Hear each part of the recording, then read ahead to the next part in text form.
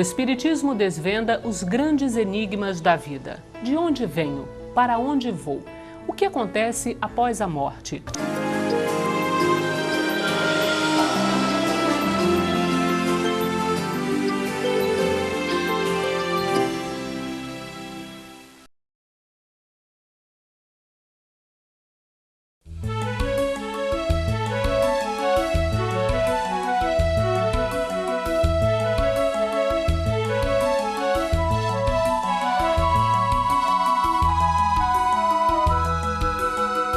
Uma força capaz de nos erguer ou nos rebaixar. Intensamente ligada a emoções, ela permite que floresça a vida na Terra, mas ao longo da história foi responsável por quedas de impérios e por abismos morais. É a sexualidade. Para tratar desse tema delicado, nós convidamos o médico Alberto Almeida. O sexo, na perspectiva do Espiritismo, ele traduz uma potencialidade do ser que transcende a dimensão biológica propriamente dita. A sexualidade pode ser veículo de alegria ou tragédia, manifestação de desequilíbrio ou do amor. Para falar sobre os vários aspectos da sexualidade, nós convidamos o médico paraense Alberto Almeida. Alberto, há ainda uma visão que liga muito sexo e pecado. Isso ainda persiste hoje?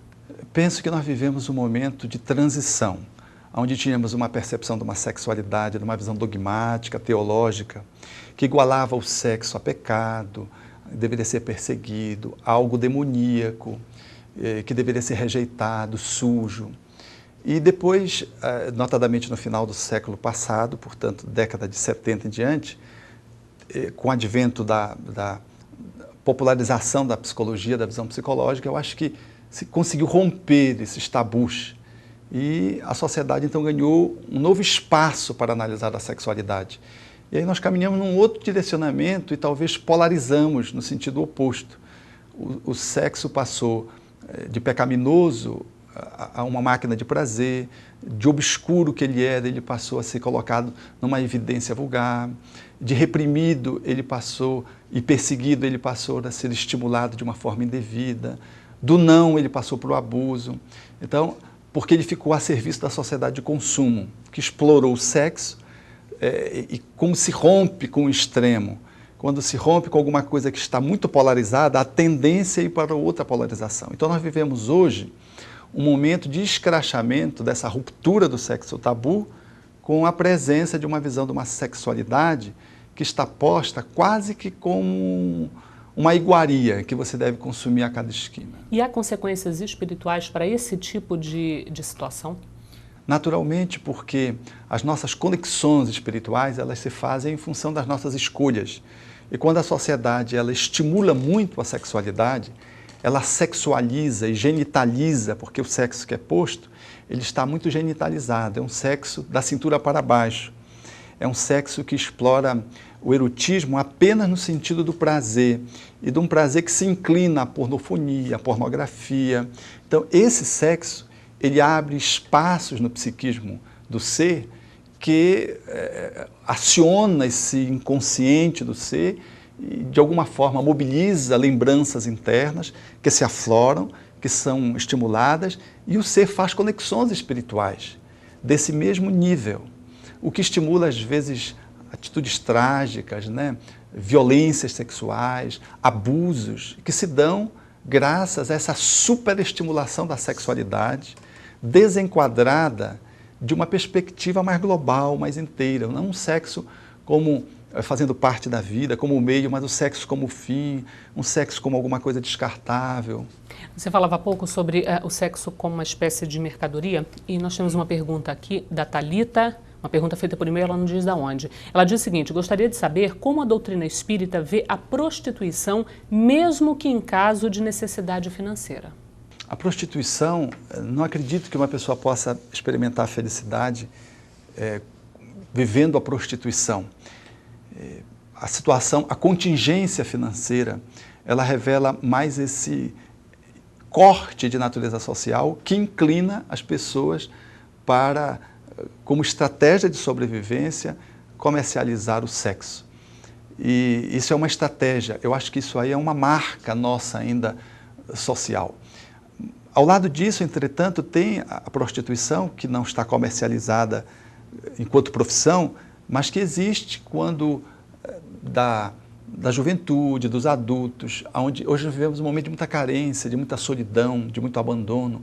Então tem os garotos acompanhantes, as garotas acompanhantes, né? Surgem os garotos de programas, as mulheres de programas. E surge também, num dado momento, as modas. Então, às vezes, a sexualidade em grupo, especialmente nos jovens, né? As boates que tem um espaço escuro, onde você entra naquele espaço, dentro da boate, e ali você encontra qualquer pessoa de qualquer sexo, estabelece conexões físicas, sem saber com quem você está se relacionando.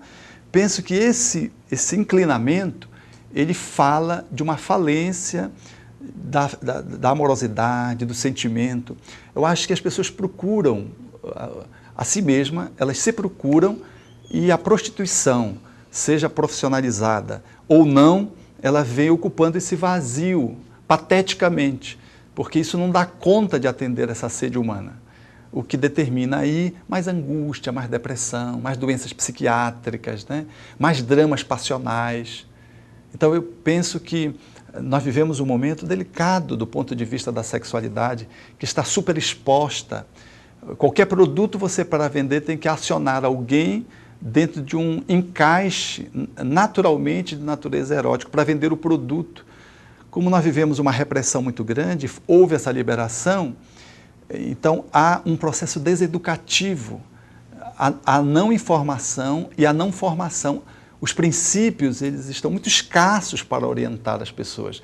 Então a prostituição, com todo o seu cortejo de consequências que advém dessa prática, ela não só se manifesta trazendo prejuízos sociais, mas ela traz prejuízos emocionais, prejuízos espirituais. As doenças sexualmente transmissíveis, elas se alastram, né, por conta desse tipo de postura. Só para nós concluirmos a entrevista, o sexo dispensa amor? Ele pode ser ético, construtivo, com afinidade, mas sem amor? Quando ele é ético, construtivo, produtivo, harmonioso, ele já está refletindo as características amorosas. O sexo pelo sexo, ele é precário, porque ele é apenas um impulso que você tenta atender à sede de alguém com água salgada. O sexo, entretanto, quando está posto no contexto da vida, mediado pelo amor, ele alcança a sua finalidade e se transforma, portanto, no objetivo para o qual ele existe. A energia sexual, os espíritos dizem, ela está a serviço da felicidade do homem, de uma forma bastante abrangente. O que se deve pensar é como eu estou fazendo uso dessa energia, com quem e para quê. Porque essa energia, o uso dessa energia, ela está subordinada à lei de causa e efeito.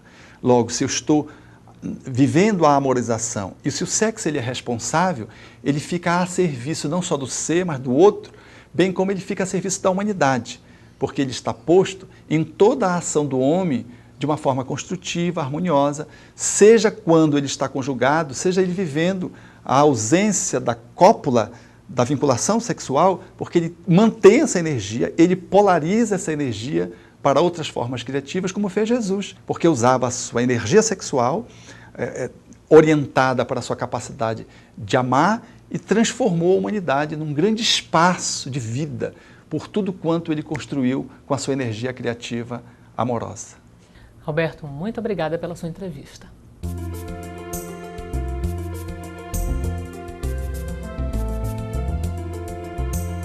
Olá!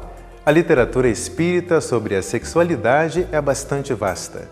Do tempo de Allan Kardec até os nossos dias, os espíritos deram diversas orientações sobre a energia sexual e os modos de vivenciá-la com sabedoria e objetivos felizes.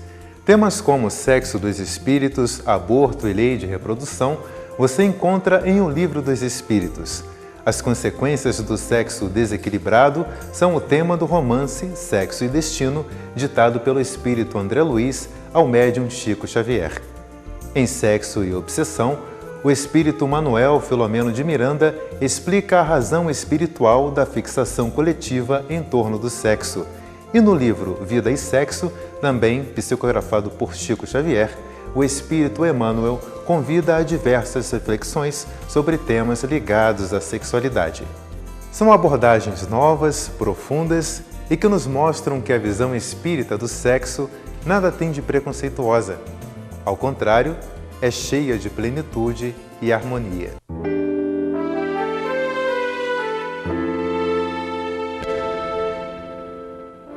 Olá!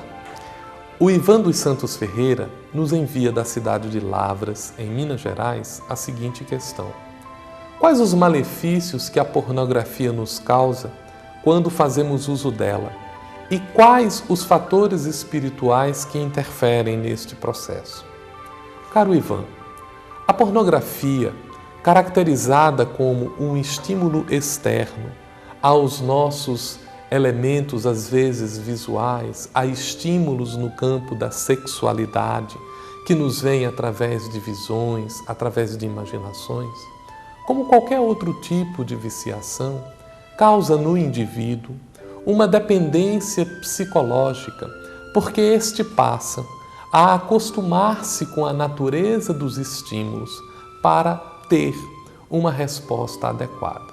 A sexualidade, como um princípio natural estabelecido no homem, para que ele dê continuidade ao seu processo de perpetuação da espécie de um lado, e como estímulo para, no relacionamento entre os casais, termos a naturalidade do convívio afetivo que se manifesta também na sexualidade, recebe na pornografia uma distorção, porque nos faz entrar por um universo de estímulos que nos são estranhos. Primeiro, porque nos fazemos projetados em situações que nos são alheias. Por outro lado, porque trazem para nós estímulos que, a mais das vezes, nos vinculam a espíritos extremamente desequilibrados nesta amplitude, qual seja o da sexualidade. E é aí que muitas vezes também encontramos a causa desta estimulação, em entidades espirituais que, afastadas do corpo, ávidas pelas sensações da sexualidade, estimulam no indivíduo o interesse pela pornografia para que este, a partir de suas ilações mentais, as possa alimentar no contexto de sensações pela vinculação mediúnica.